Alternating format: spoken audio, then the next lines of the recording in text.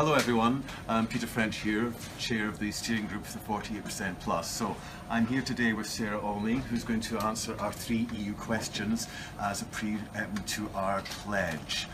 So very good to meet you, Sarah. Thank you very much for seeing us.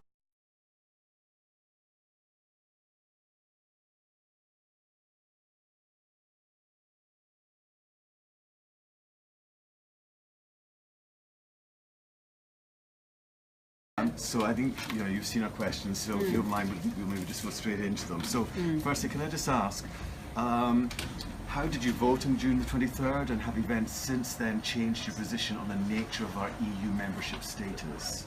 I voted for Remain on June the 23rd, and prior to the vote I campaigned very hard as part of Kingston Liberal Democrats for a Remain vote, something I felt very passionately about.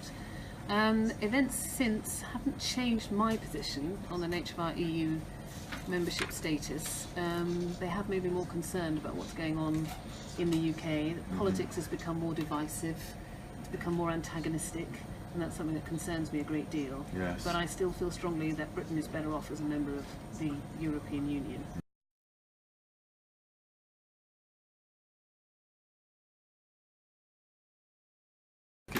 Okay, so the second question.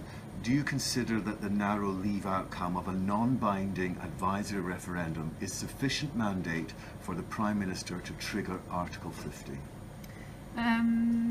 No, I don't think so. That's my instinctive response. But I think there are so many different issues that need to be discussed. What I think is we haven't got a very clear idea yet of what leave looks like, or whether we can find a way of leaving the European Union, protecting jobs, protecting investment, protecting the economy, and there's still so much to discuss, still so much to work out, and we just need a further vote. We need more discussion, more debate, and a further vote before we are clear about what we want to do in terms of the European Union, and that's why the Liberal Democrats are asking for a second referendum on the terms of the exit, and with the choice being between whether to accept the terms or whether to remain, and I think that would be the best way forward. Right. Okay. Thank you very much indeed.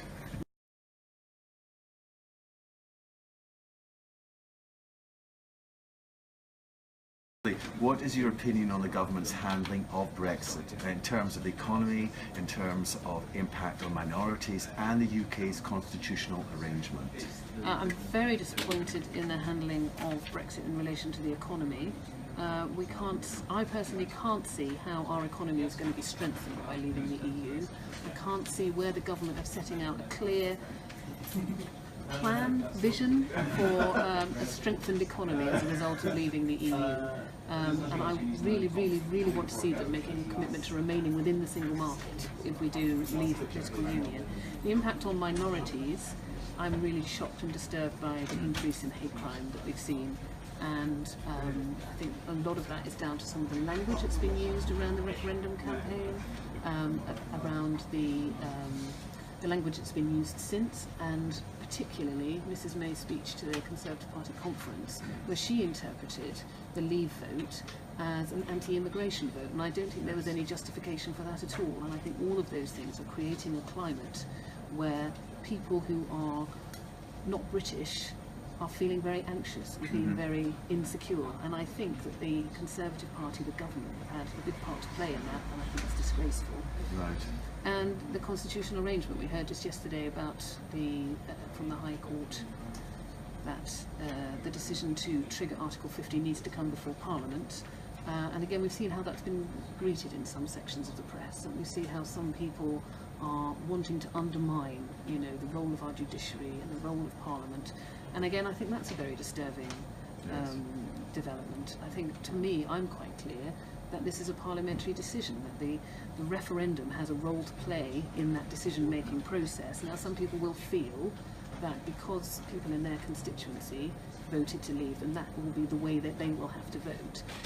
Personally, if I'm elected in Richmond Park, it will be very clear that I'm being elected as the anti-Brexit candidate, and so I will take that as a personal mandate to be able to vote against the triggering of Article 50, but not every MP will be in the same position as me. Yes, sure. Okay, thank you.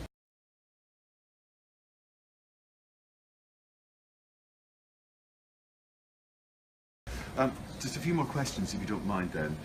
First of all, do you think that Theresa May has been diminishing parliamentary sovereignty since she's become Prime Minister?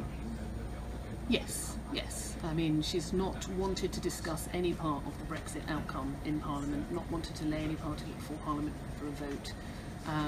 She has taken the leave vote, the narrow leave vote, as a mandate for all sorts of things that, you know, I mean, she's talking now about bringing back grammar schools, which of course is completely unrelated to what we talked about in the referendum and wasn't in the Tory party manifesto, and yet all of a sudden she just wants to introduce that.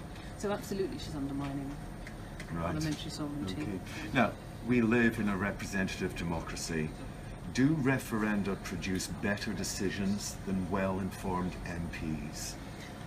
I think there are situations where a referendum is justified and situations where it's not. I don't think that the EU question should have been settled by a referendum, but if you contrast that with, say, the Scottish independence referendum, that was a completely different thing, and that was a situation where you had the same people had voted for one sort of political settlement in Westminster and something completely opposing in Holyrood. And so really the only way to settle it is to take it to a referendum and say, well, did you want to be part of the UK or didn't you? Because, you know, the governments that you've elected at the two different levels have completely opposing views on it. So that's a good example of where you ought to use referendum, because there's no way of discerning what people want as a result of the election choices they've made for their representatives.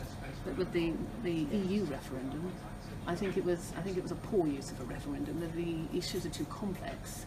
There are too many different levels or too many different factors to the decision making. It wasn't a straightforward decision, because, like I say, we knew what Remain meant, but we couldn't see what Leave meant. Yes. We didn't have a clear idea of what we were voting for when we voted to leave.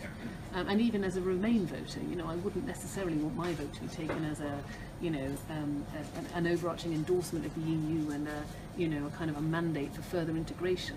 That wasn't necessarily what my Remain vote meant. So even that isn't as clear cut as it might have been. So I think it was I don't think that the EU question should have been solved by the use of a referendum, or not that particular referendum. We could have had, if the question had been phrased more specifically, or if there had been a specific event to trigger it, like perhaps the Lisbon Treaty might have been the time to have a referendum before we signed that. Yes.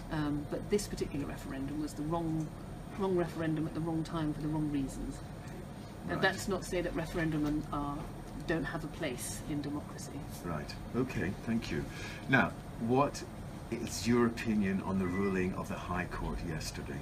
I think it's an excellent decision. I think it clearly states that MPs need to have a role in deciding how we move forward with Brexit. I think there's a lot of reasons why it won't be clear cut for many MPs which way they will vote on this, but the fact that we're having a vote, or should have a vote, assuming that the government doesn't win its appeal at the Supreme Court, I think that's a positive step forward. Right. Okay, thank you. And so one final question, which might be very easy to answer. Do you think that your pro-EU stance will win you this seat? Yes.